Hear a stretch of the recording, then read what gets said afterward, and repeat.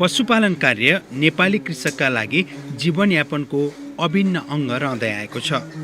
परापूर्व कालदेखि नै नेपालमा पशुपालन कार्य हुँदै आएको थियो।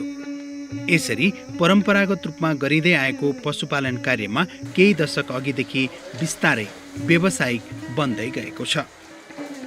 नेपालमा हाल दुध 18,54,000 मेट्रिक टन, मासु 3,18,000 मेट्रिक टन र अण्डा 120 करोडवटा उत्पादन हुँदै आए तापनि पशुजन्य पदार्थहरूको उपभोगबाट न्यूनतम पौष्टिक तत्त्वहरूको आपूर्तिको लागि अझै दुध उत्पादन 30%ले, मासु उत्पादन 17%ले र अण्डा उत्पादन 7%ले न्यून रहेको छ। पशुजन्य पदार्थको उपलब्धतामा आत्मनिर्भर बन्न उत्पादन र उत्पादकत्व दुवै बढाउनुको विकल्प छैन। उत्पादन र उत्पादकत्व बढाउन स्थानीय पशुको नस्ल सुधार, सन्तुलित पशु आहार, उचित व्यवस्थापन, पशु स्वास्थ्य र व्यावसायीकरणका विभिन्न क्षेत्रमा ठोस कार्यक्रमका साथ सरकार अगाडि बढेको छ। यसै क्रममा देशमा भएका स्थानीय कम उत्पादन क्षमता भएका गाई भैँसीहरूमा कृत्रिम गर्भाधानको माध्यमद्वारा नस्ल सुधार गरी उत्पादनशील बनाउने लक्ष्यका साथ सरकारले आर्थिक वर्ष 2061-62मा राष्ट्रिय पशु प्रजनन केन्द्रको स्थापना गर्यो। हाल आएर राष्ट्रिय पशु प्रजनन केन्द्र र पशु विकास फार्म पोखरा दुवैलाई एकीकृत गर्दै राष्ट्रिय पशु प्रजनन कार्यालयको रूपमा कार्यालय क्रियाशील रहेको छ। हुन त सरकारले 2008 सालमै लाइभ स्टक इम्प्रुभमेन्ट सेक्सन सिंहदरबारको नामबाट सुरु गरेको पशु प्रजनन तथा पशु विकासको कार्य आर्थिक वर्ष 2025-26 सालसम्म आइपुग्दा कृत्रिम गर्भाधान आयोजनाका नाममा त्रिपुरेश्वरमा स्थानान्तरण गरेको थियो। आर्थिक वर्ष 2041-42 सालमा त्रिपुरेश्वरबाट खुमलटारमा सारिएको कृत्रिम गर्भाधान आयोजनाको नाम 2052-53 सालमा रूपान्तरित हुँदै कृत्रिम गर्भाधान शाखा बन्न पुग्यो, जसलाई पुनः आर्थिक वर्ष 2058-59 सालमा पोखराको लामा पाटनमा स्थानान्तरण गरियो। यसरी हाल राष्ट्रिय पशु प्रजनन कार्यालयको रूपमा कार्यरत कार्यालयले हाल देशका 77 जिल्लामध्ये 66 जिल्लामा सेवा पुर्याउँदै आएको छ। 2008 सालमा बेलायत तथा पाकिस्तानबाट साँडे ल्याई तिनीहरूलाई स्थानीय गाईसँग प्रजनन गराई वंश सुधारको इतिहास सुरु भएको नेपालमा उत्पादन र उत्पादकत्वमा त्यति बेलादेखि नै ध्यान दिएको देखिन्छ।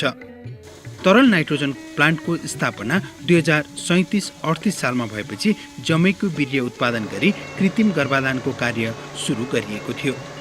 राष्ट्रिय पशु प्रजनन कार्यालयमा अन्तर्राष्ट्रिय स्तरको अत्याधुनिक प्रयोगशाला स्थापनासँगै जमैको वीर्य सङ्कलन गर्ने र यसलाई देशका सबै सम्भाव्य र आवश्यक जिल्लामा पुर्याउने कार्यले तीव्रता पाइरहेको छ। हाल राष्ट्रिय पशु प्रजनन कार्यालयमै तरल नाइट्रोजन प्लान्टको स्थापना भएसँगै जमैको वीर्य उत्पादन तथा भण्डारण कार्य थप सरल भएको छ।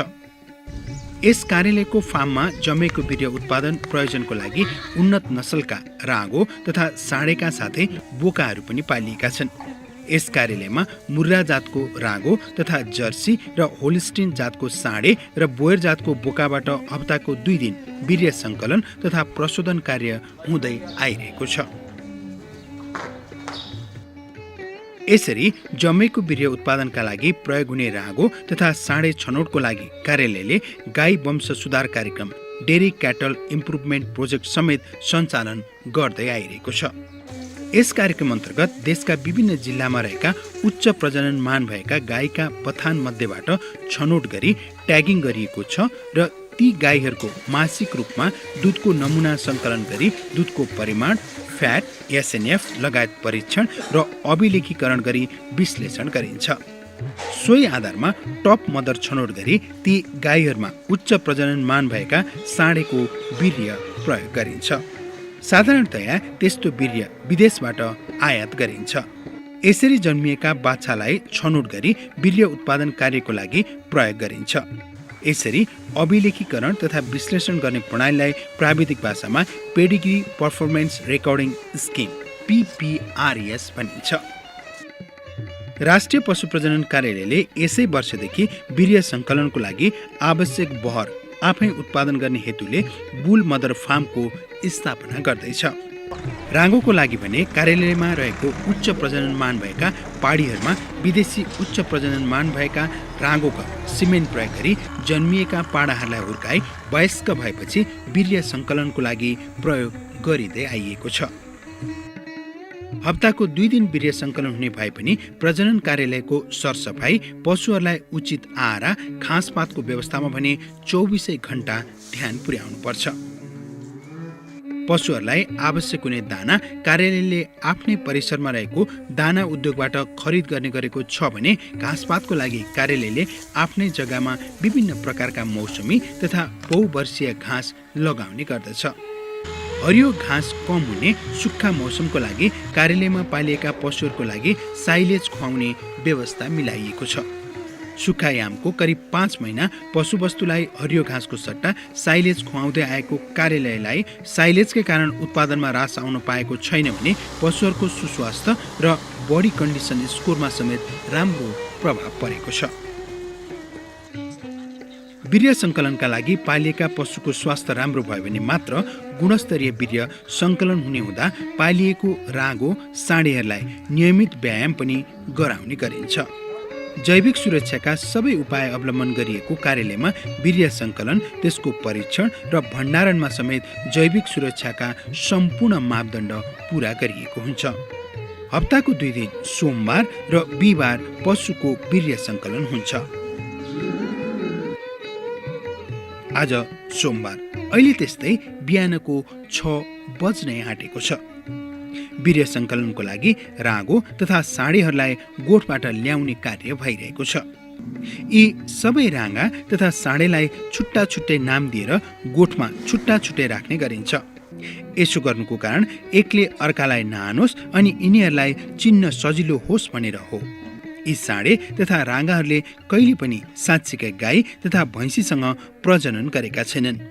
यी साँडे तथा राँगाहरूबाट वीर्य सङ्कलन गर्न पोथी पशु जत्तिकै उचाइ भएको डमीको प्रयोग गरिन्छ भने पोथी पशुको जत्तिकै तापक्रम भएको कृत्रिम योनिको प्रयोग गरिन्छ।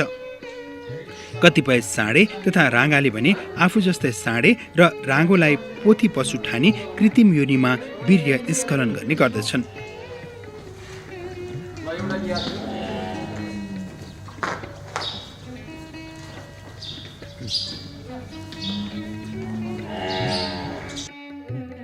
अब हामी तपाईहरुलाई तपाईहरुको घर आँगनसम्म कृत्रिम गर्भाधान सेवा पुर्याउन राष्ट्रिय पशु प्रजनन कार्यालयले जमेको वीर्य कसरी उत्पादन गर्छ त्यो देखाउन गइरहेका छौं। यो तपाईहरुले देखिरहनु भएको कोण गाई अथवा भैँसीको योनि अर्थात भेजिनाको प्रतिकृति हो। ऋतुकालमा आएको बेला गाई तथा भैँसीको योनि भित्रको तापक्रम सामान्य भन्दा 1 डिग्री वृद्धि भई करिब 41 डिग्री सेल्सियस हुन्छ। अत कृत्रिम योनिको तापक्रम पनि सोही आसपासमा बनाउन करिब 46-47 डिग्री सेल्सियसमा तताएको पानीलाई कृत्रिम योनि भित्र राखिन्छ र पशुको योनि बराबरको तापक्रम कायम गरी रबरको कोण लगाइन्छ। यसरी तयार गरिएको कृत्रिम योनिको तापक्रम कायम गर्न इन्क्युबेटर मेसिनभित्र राखिन्छ र फरक फरक पशुको वीर्य सङ्कलन गर्न फरक फरक कृत्रिम योनि पठाइन्छ।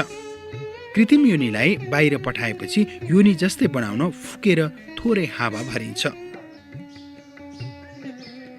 कुन राँगो, साँडे वा बोकाको वीर्य हो सो छुट्याउन अत्याधुनिक सेन्सरको प्रयोग गरिन्छ। उदाहरणको लागि यो फाले पशुको कानमा लगाइएको चिप्समा सेन्सर गनले देखाएपछि गनमा पशुको कोड नम्बर आउँछ। सो कोड नम्बर सेन्सरसँग जोडिएको अर्को मेसिनबाट प्रिन्ट भएर आउँछ र सम्बन्धित प्राविधिकले सो प्रिन्टलाई वीर्य सङ्कलन गरिएको टेस्ट ट्युबमा टाँस्दछन्। उक्त टेस्ट ट्युब प्रयोगशालामा गइसकेपछि दक्ष विशेषज्ञ, अधिकृत तथा प्राविधिकले वीर्यको गुणस्तर, वीर्यमा शुक्रकीटको मात्रा, वीर्यको बाक्लोपन जस्ता कुराहरूको परीक्षण गर्दछन्। जुन परीक्षणलाई अन्तर्राष्ट्रिय स्तरको यो प्रयोगशालामा रहेको अत्याधुनिक उपकरणबाट वीर्यको थप परीक्षण गरिन्छ, जसले गर्दा गुणस्तरमा एकरूपता ल्याउन मद्दत गर्दछ। बाहिरबाट सरले हेरेर आउनुभएको होला। बाहिर एउटा स्क्यानरले देखाउनु भएको छ। स्क्यानरले त्यहाँ रिड गर्नुहुन्छ त्यसको इन्फर्मेसन त्यो बुलको, अनि त्यहाँबाट प्रिन्ट आउट निस्कन्छ। यस्तो खालको प्रिन्ट आउट निस्कन्छ। जसमा बारकोड हुन्छ अनि यो नम्बर इन्डिभिजुअल नम्बर हुन्छ। त्यो बारकोड चाहिँ हरेक बुलको फरक फरक हुन्छ ताकि यहाँ हामीले स्क्यानरमा स्क्यान गर्न सकौँ।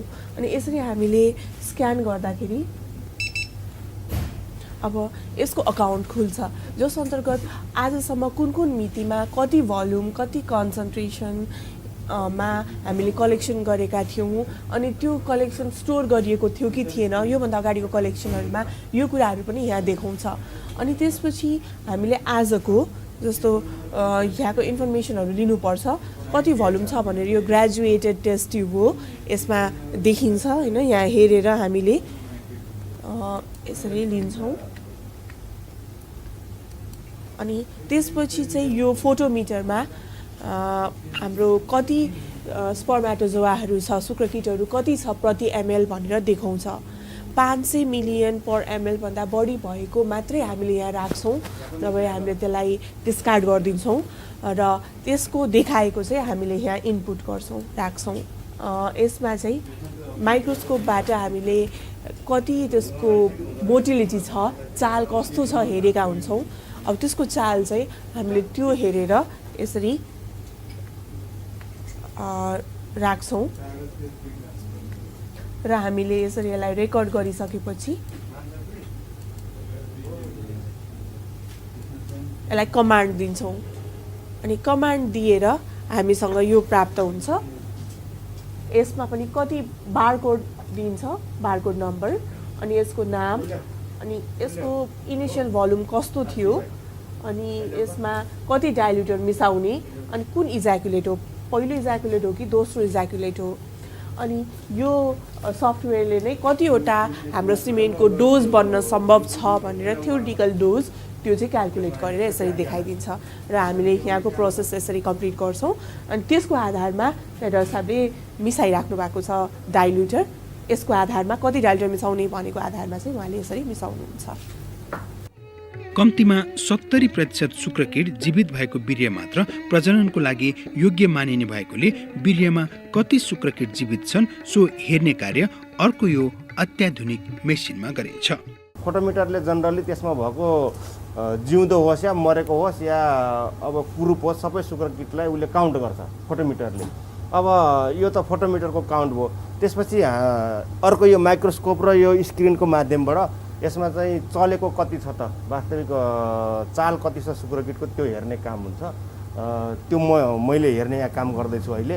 र त्यो शुक्रकीटको चाल हेरिसकेपछि हाम्रो उतापट्टि अर्को जुन कम्प्युटर छ, कम्प्युटरमा त्यसमा चाहिँ त्यो बाक्लोपना कन्सन्ट्रेसनको मात्रा र यो चालको मात्रा अनुसार हामीले कति यसबाट चाहिँ स्ट्रक बनाउन सक्छौँ। कृत्रिम गर्भाधानको लागि प्रयोग गरिने स्ट्रक त्यसबाट चाहिँ त्यो कम्प्युटरले हामीलाई क्यालकुलेट गरेर दिन्छ। त्यो क्यालकुलेसन आइसकेपछि त्यही अनुसारको भोल्युम इन्क्रिज गर्नुपर्ने भएको हुनाले उहाँ डाक्टर साहबले चाहिँ डाइल्युटर मिक्स गर्दै हुनुहुन्छ। यति कुरा हामी गर्दैछौँ र यो कन्सन्ट्रेसन यो चाहिँ मोटिलिटी हेर्ने काम मैले गर्दैछु। यो वाटर बाथमा अहिले 34 डिग्रीको तातो पानी छ र यसमा चाहिँ यो हामीले डाइल्युटर राखिरहेका छौँ। यसको टेम्परेचर कन्ट्रोल छ। यो सङ्कलित वीर्य हो, फ्रेस सिमेन्ट। यसको मैले सर्टेन ड्रप लिएर यहाँ यसलाई डाइल्युट गरेर र यसको अब मोटिलिटी कति छ भन्ने कुरो चाहिँ यहाँ हेर्दैछु मैले। र यो मोटिलिटी पर्सेन्टेजको आधारमा र त्यो कन्सन्ट्रेसनको आधारमा चाहिँ अब कति यसबाट चाहिँ डोज के अरे यो स्ट्र बन्छ। जस्तै एउटा स्ट्र छ, एउटा स्ट्रमा हामीले 2 करोड यस्तो शुक्रकीट राख्छौँ। यो 2 करोड शुक्रकीट राख्दाखेरि अब कतिवटा बन्छ त भन्ने कुरो त्यहाँबाट हिसाब किताब भएर आउँछ। त्यही अनुसार यो चाहिँ प्रिपरेसन हुन्छ। वीर्यमा रहेको शुक्रकीटलाई मर्न नदिन शुक्रकीटलाई सुसुप्त अवस्थामा पुर्याउनु पर्दछ। यसको लागि वीर्यलाई ससानो भागमा बाँडी त्यसलाई साना साना स्ट्रमा राख्ने कार्य गरिन्छ। यो सबै कार्य अत्याधुनिक मेसिनले गर्ने गर्दछ। प्रत्येक स्ट्रको क्षमता 0.25 मिलिमिटर रहेको हुन्छ, जसमा शुक्रकीटको सङ्ख्या 2 करोड रहेको हुन्छ।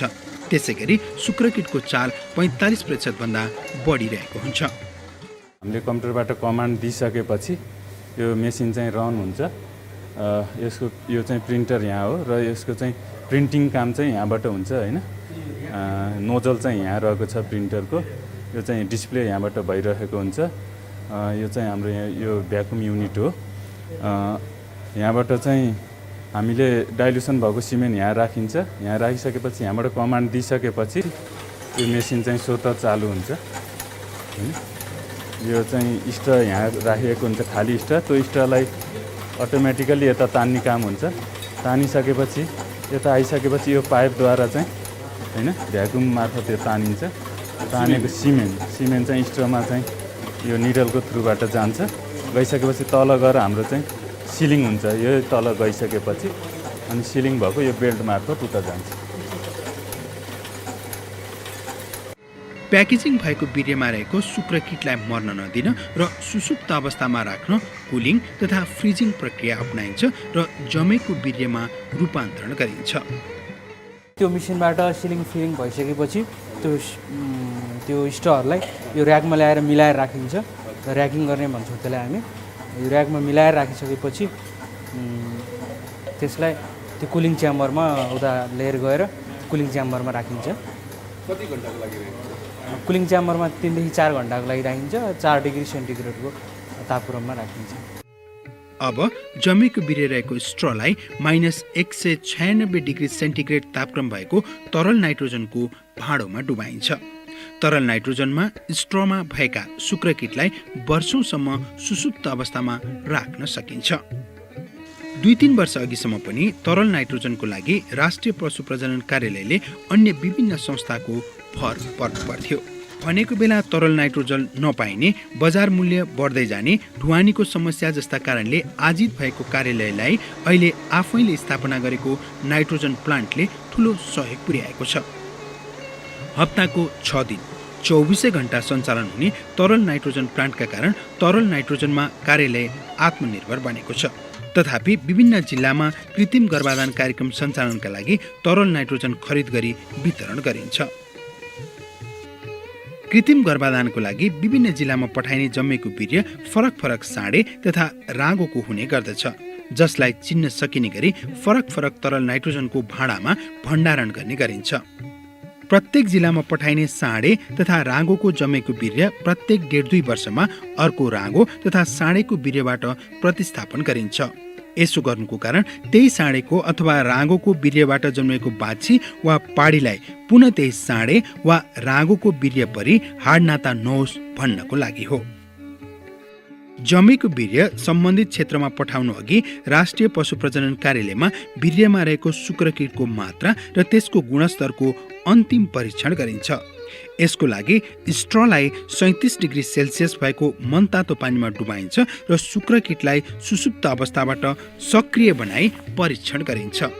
शुक्रकीटको चाल कम्तीमा 45% भए मात्र वीर्य प्रजननको लागि योग्य मानिन्छ। 45% भन्दा कम चाल शुक्रकीटको रहेमा त्यस वीर्यलाई नष्ट गरिन्छ। जमेको वीर्यलाई राष्ट्रिय पशु प्रजनन कार्यालयले हाल विभिन्न जिल्लाका गाउँ तथा नगरपालिकासम्म पुर्याउने गरेको छ। त्यसपछि स्थानीय तहमा रहेका पशु सेवा शाखाबाट कृत्रिम गर्भाधानका लागि वीर्य कृषकको घर दैलोसम्म पुग्ने गर्दछ। कृत्रिम गर्भाधानद्वारा स्थानीय जातका गाई भैँसीको नस्ल सुधार हुँदै कालान्तरमा दूध उत्पादनमा वृद्धि हुने तथा बाख्राको नस्ल सुधारबाट मासु उत्पादनमा सघाउ पुग्ने विश्वास लिन सकिन्छ। कृत्रिम गर्भाधानको परिणामले हाल देशभरि नै दूध उत्पादन बढेको अवस्था छ। यसैले कृत्रिम गर्भाधान कार्यक्रमलाई पशुपालनका अन्य विभिन्न व्यवस्थापकीय सुधारका पक्षहरू समेटेर सघन रूपले व्यवसायलाई अगाडि बढाउनु पर्ने बताउनुहुन्छ राष्ट्रिय पशु प्रजनन कार्यालयका प्रमुख पशु विकास अधिकृत कृष्णकान्त नेउपाने। साविकको पशु विकास फार्म र राष्ट्रिय पशु प्रजनन केन्द्र दुईटालाई एउटै कार्यालयको रूपमा राष्ट्रिय पशु प्रजनन कार्यालय भनेर नयाँ चाहिँ नामाकरण गरिएको छ र यो एउटा पोखराको चाहिँ जुन 2000 रोपनी जग्गामा यो क्षेत्रफल छ र यसमा अब भैँसी, बाख्रा, भेडा, बङ्गुर, कुखुरा र यो कृत्रिम गर्भाधानको लागि जमेको वीर्य उत्पादन गर्न पालिएका चाहिँ राँगो, साँडे र बोकाहरू गरी र यिनीहरूलाई चाहिने आवश्यक सम्पूर्ण व्यवस्थापन जुन घाँस हो, पराल हो र यस्तै आहाराको लागि जुन दाना हो, यो सबै यही भित्र नै व्यवस्थापन गरेर जुन एउटा परिचालन गर्ने गरिएको छ। र समग्रमा भन्नुपर्दा यो के छ भने पशुपालन व्यवसाय एउटा जीवित प्राणीको को व्यवस्थापन पछि चाहिँ एक किसिमबाट जटिल छ र यसलाई साधारण दैनिक 1 दिन 2 दिन एब्सेन्ट हुँदैमा यसको चाहिँ उत्पादनमा ठुलो ह्रास हुन्छ र यिनीहरूको स्वास्थ्य लगायत आहारमा तलमाथि हुनु हुँदैन। यी आदि कारणले गर्दा यो जुन हामीले यस फार्ममा अथवा यस कार्यालय अन्तर्गत जुन पालिआएका जुन अब 350 चाहिँ मुर्रा भैँसीको एउटा फ्लक छ, यस्तै गरेर 150 उन्नत जात बङ्गुरको फ्लक छ, त्यस्तै 5000 चाहिँ नियमसार र अस्ट्रोलप जातका कुखुराको एउटा फ्लक छ, यस्तै गरेर बोयर बाख्राको झन्डै 100वटा बोयर बाख्राको फ्लक छ र यस्तै 100वटा चाहिँ कागे भेडाको फ्लक छ र यिनीहरूलाई व्यवस्था गर्नलाई चाहिँ जुन एक किसिमको यी प्रायः सबै अब यो उराउने नै पशु भएको हुनाले यहाँ यो 2000 रोपनीको चाहिँ जुन आफ्नो फार्मको क्षेत्र छ यो फार्ममै जुन विभिन्न समय र विभिन्न चाहिँ वर्षैभरि चाहिँ हरियो घाँस उत्पादन गरेर कमभन्दा कम लागतमा उत्पादन प्रविधि प्रयोग गरी नवीनतम प्रविधि प्रयोग गरी चाहिँ जुन उत्पादन र यिनीहरूलाई व्यवस्थित गर्ने प्रयास गरिएको छ र यसको अलावा जुन नउराउने भन्दा जुन बङ्गुर र कुखुरामा छ कुखुराको लागि आवश्यक पर्ने आहार चाहिँ स्थानीय कच्चा पदार्थ चाहिँ बजारबाट खरिद गरी यही कार्यालयभित्रै सानो दाना मिलबाट चाहिँ एउटा सन्तुलित आहार उत्पादन गरी र यिनीहरूलाई नै उमेर र अवस्था हेरी त्यो सन्तुलित आहार प्रयोग गरी बढीभन्दा बढी उत्पादन गर्ने जुन एउटा परिपाटी गर्दै आएका छौँ। राष्ट्रिय पशु प्रजनन कार्यालयमा रहेको भैँसी पालन शाखामा झन्डै 200 भन्दा बढी मुर्रा भैँसी तथा पाडापाडीहरू पालिँदै आइएको छ।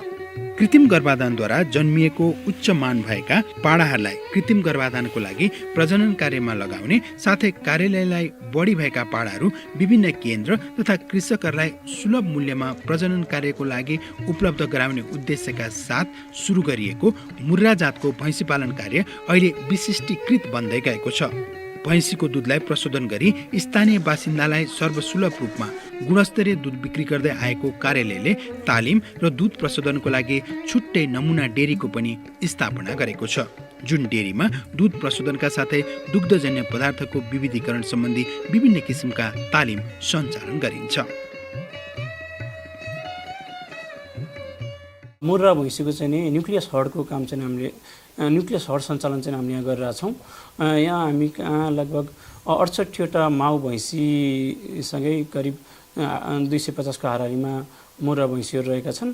यहाँबाट चाहिँ हामी मुर्रा भैँसीको विशेष गरी पाडाहरू उत्पादन गरेर कृत्रिम गर्भाधानको लागि वीर्य सङ्कलनको लागि उपलब्ध गराउँछौँ र सँगसँगै देशका विभिन्न ठाउँमा रहेका कृषक समूहहरूलाई यहाँबाट उपलब्ध हुन सकेसम्म चाहिँ नि उन्नत नस्लको शुद्ध मुर्रा राँगाहरू चाहिँ उपलब्ध गराउने गरिरहेका छौँ। सँगसँगै अहिले हामीले यहाँ यो किसानहरूलाई भैँसी पालन सम्बन्धी व्यवहारिक तालिमहरू पनि सञ्चालन गर्दै आइरहेका छौँ र यो दुध प्रशोधनको लागि यो उद्यमीहरूलाई सफा दुध प्रशोधन कसरी गर्ने, स्वच्छ तरिकाले दुग्धजन्य पदार्थहरू चाहिँ प्रशोधन गरेर कसरी उत्पादन गर्ने भन्ने सिकाउनको लागि एउटा मोडेल डेरी प्लान्ट पनि यहाँ विश्व कृषि तथा खाद्य सङ्गठनको सहयोगमा स्थापना गरिएको छ र उक्त डेरी मार्फत यहाँ उत्पादित दैनिक करिब 310 देखि 320 को हाराहारीमा 310 देखि 320 लिटर दुध चाहिँ हामी कहाँ उत्पादन हुन्छ। त्यो दुधलाई हाम्रो मोडेल डेरी प्लान्टबाट नै प्रशोधन गरेर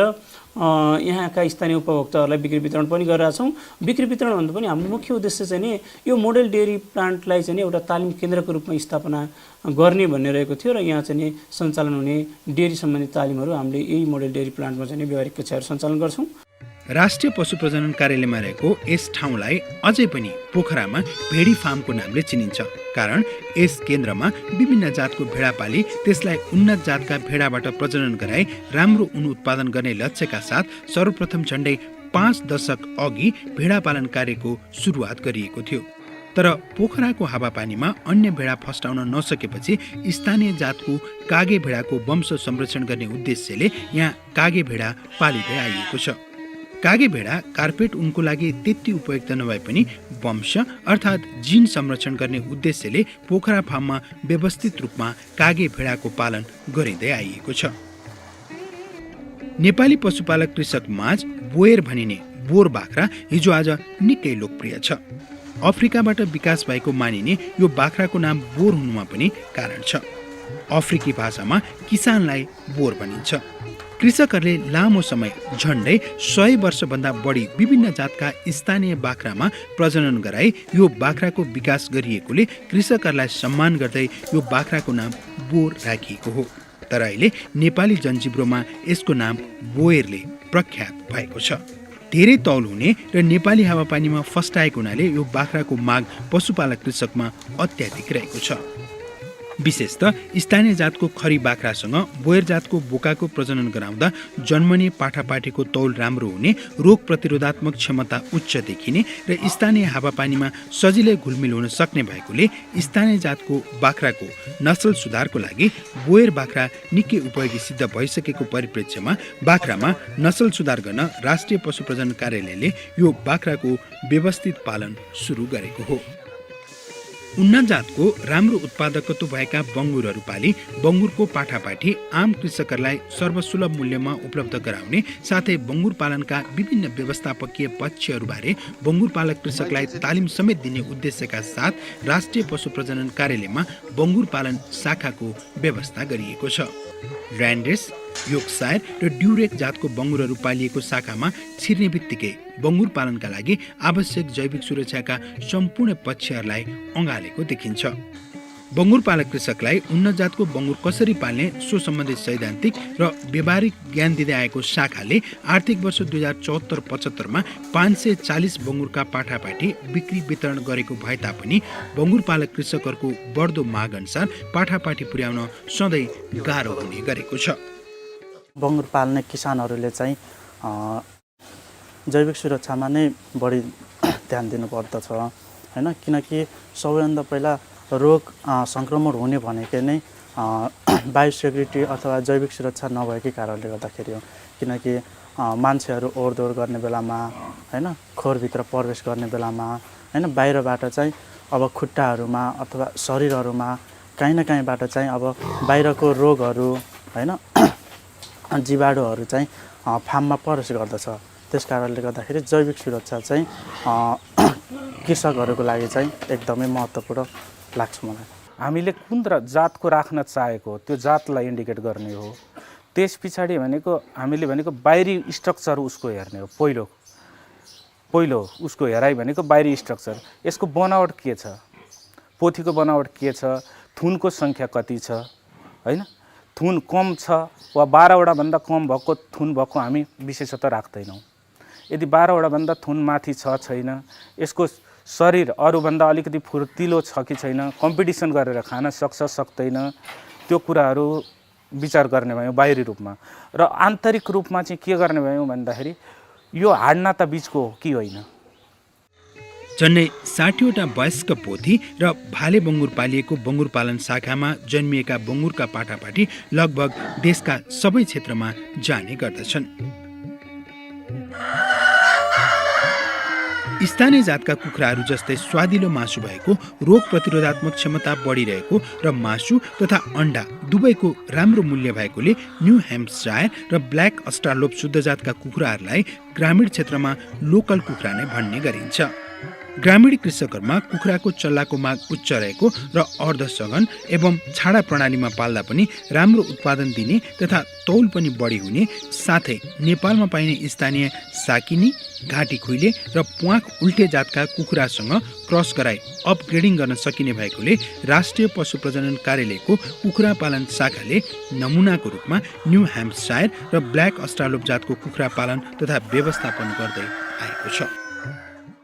अनि यो पशु विकास फार्म पोखरामा चाहिँ नि जुन कुखुरा पालन शाखामा हामीले पालन गरेको यो कुखुरा ग्रामीण, विशेष गरी ग्रामीण भेगका कृषकहरूलाई अण्डा र मासु उत्पादनको लागि सहयोग पुर्याउने उद्देश्यले यो चाहिँ नि पालन गरिएको र यो चाहिँ नि कुखुराको जात भन्नाले हाम्रो ब्ल्याक अस्ट्रालोप यो कालो कलरको हुन्छ र चाहिँ नि न्यू ह्याम्पसायर रातो रङको हुन्छ र यिनीहरू मासु र अण्डाको उत्पादनको लागि पालिएका जातहरू हुन् र यसबाट उत्पादित कुखुराको चल्लाहरू हामी एक दिने चल्लाहरू पशु विकास फार्म पोखरामा सम्पर्क राखेर यहाँबाट खरिद गरेर किसानहरूलाई ढुवानी सहुलियतमा चाहिँ नि पराल मूल्यमा बिक्री वितरण गर्ने कार्यहरू पशु सेवा कार्यालय मार्फत हुन्छ भने अन्य गैर सरकारी संस्थाहरूले पनि यहाँबाट उनीहरूको कार्यक्रम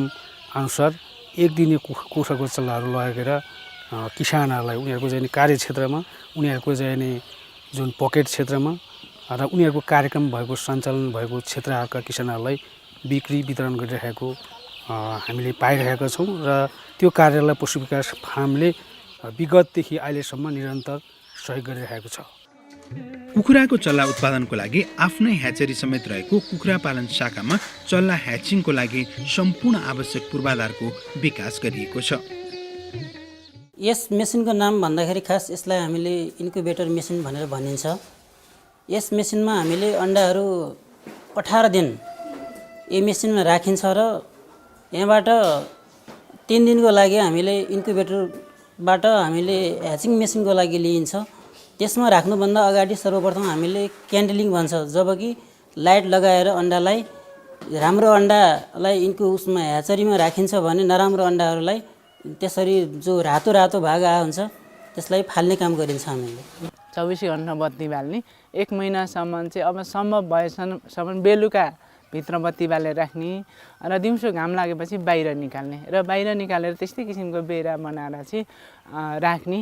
छारा छोड्ने त सानो बच्चालाई भएन, त्यो किसिमको बेरा बनाएर चल्ला ठिक्क अट्ने ठाउँ बनाउने घाममा र त्यही किसिमको दाना पानी त्यहीँ दिने र घाम अस्ताउने बित्तिकै चाहिँ भित्र तातोमा लगेर राख्ने र बेलुका चाहिँ बत्ती बाल्ने। त्यसो गऱ्यो भने 1 महिनासम्म त्यति गर्नु भने एकदम चल्ला राम्ररी हुर्किन्छ। तातो चाहिँ मेन्टेन गर्नु पर्यो। राष्ट्रिय पशु प्रजनन कार्यालय विशेषतः उन्नत नस्लका पशु पन्छी तथा कृत्रिम गर्भाधानको लागि देशकै नमुना स्रोत केन्द्र हो। यहाँ पालिएका पशुपन्छीको माग देशभरि नै उच्च रहेको र माग अनुसार आपूर्ति गर्न नसकिरहेको परिप्रेक्ष्यमा कार्यालयमा रहेका शाखाहरूको थप विस्तार गर्न आवश्यक रहेको छ।